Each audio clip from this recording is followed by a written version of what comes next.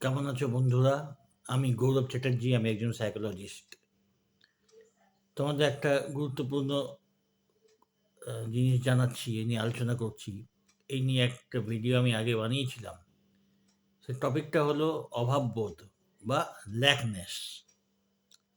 এই নিয়ে একটা ভিডিও আমি কয়েকটা এর আগেও দিয়েছি আমি। দুটো at least তো দিয়েইছি। সে ল্যাকনেস জিনিসটা কি? না আমরা ম্যানিফেস্টেশন করতে চাই। ম্যানিফেস্টেশন মানে যেটা আমরা আমাদের আ যে জিনিসগুলো আমরা দেখতে চাই নিজেদের লাইফে, যেরকম লাইফটাকে আমরা কাটাতে চাই, ঐরকম অবস্থায় জিনিসগুলোকে আমরা ম্যানিফেস্টেশন করতে চাই। যে জিনিসটা আমরা পেতে চাই, চিন্তা করছি সেই জিনিসটাকে আমরা আমাদের বাস্তব জীবনে আমাদের আ অভীপ্সিত জিনিসটা আমরা নিজেদের লাইফে পেতে চাই। এটি ম্যানিফেস্টেশন বলতে সাধারণভাবে বোঝা যায়। তো তার জন্যে মানুষ কি করে? না অনেক টেকনিক করে। অনেকে জানে ম্যানিফেস্টেশন হলো কিছু টেকনিক করলে ম্যানিফেস্টেশন আমি যেটা চাইছি সেই জিনিসটা আমি পেয়ে যাবো। আমার সামনে সেই জিনিসটা হাজির হয়ে যাবে। কিন্তু ব্যাপারটা ঠিকই। কিন্তু প্রসেসটা অনেকে অনেক রকম প্রসেস নেয়। সে প্রসেসটার মধ্যে কোথাও না কোথাও খামতি থেকে যায়। ম্যানিফেস্টেশন বলতে ঠিক আছে।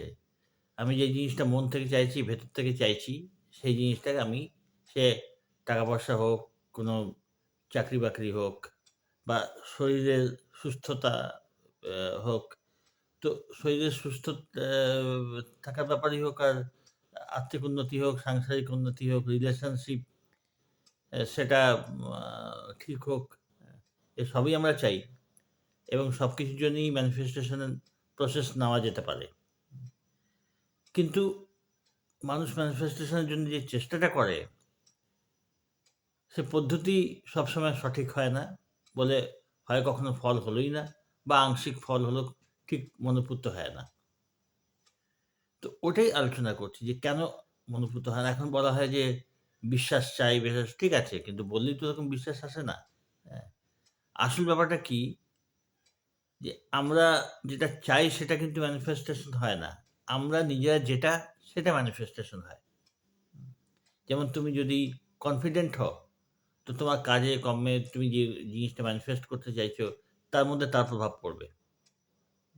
আমি যদি ভেতর থেকে সমৃদ্ধ মনে করি, তবেই সেই সমৃদ্ধি আমি বাইরে দেখতে পাবো। এখন প্রশ্ন হচ্ছে যে, এটা কিরকম? যদি সমৃদ্ধ না হই, তাহলে আমি কি করে ভেতরে সমৃদ্ধি ফিল করব? হ্যাঁ, ওটা অভ্যাস সাপেক্ষ। অভ্যাস সাপেক্ষ তো বটেই। কারণ যে জিনিসটা আমার কাছে নেই, সেই জিনিসটা আছে কি করে আমরা ভাবতে পারি?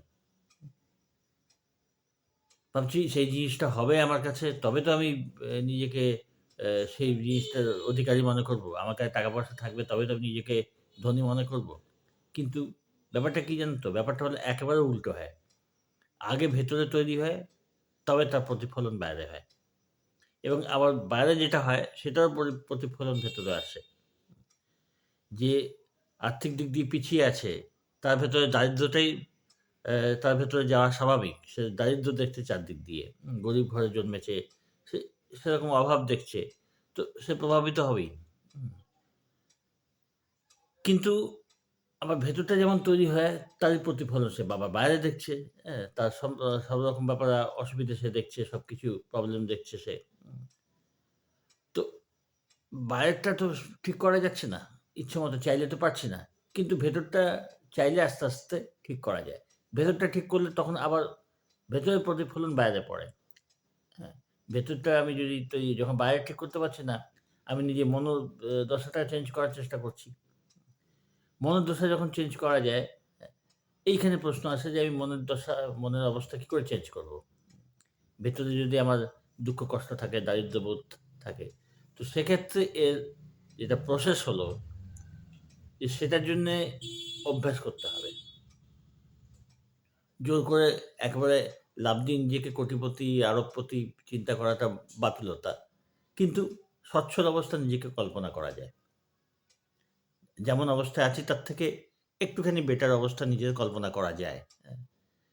তো সেটা দিয়ে আস্তে, আস্তে নিজের মনের অবস্থা ১ম সেটাও অসুবিধা মনে হবে। সেটা মনে হবে বিরক্তিকর লাগবে। যেটা আমি নই সেটা কি করে আমি চিন্তা করব?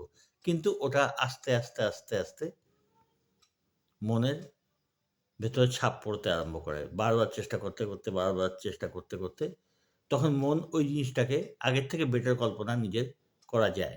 হুম।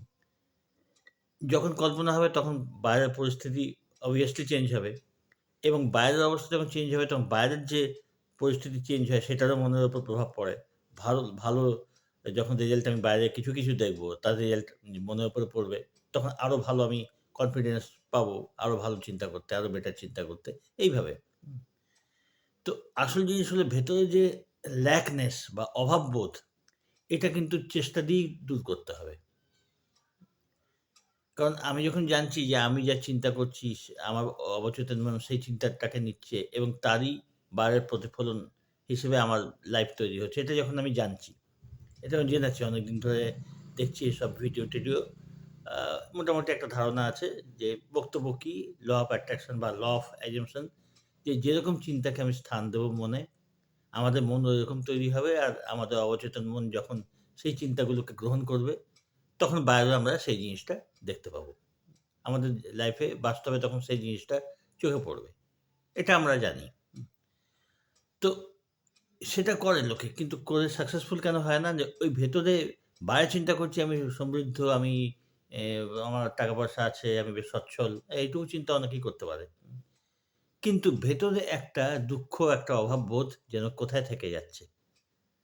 অবচেতন মন কিন্তু ওই অভাববোধ যেটা ল্যাকনেস ওটাকেই নিচ্ছে। কারণ তুমি কি চিন্তা করছো ইমাজিনেশন অত কাজের হয় না। যতক্ষণ না ভেতরে তার ফিলিংসটা না দেওয়া হচ্ছে। এখানে ফিলিংসটা কি হচ্ছে? ফিলিংসটা হলো অভাবের ফিলিংস, দুঃখের ফিলিংস, বঞ্চিত হওয়ার ফিলিংস। এই ফিলিংসগুলো ভেতরে বোথটা কিন্তু আমাদের নেগেটিভ।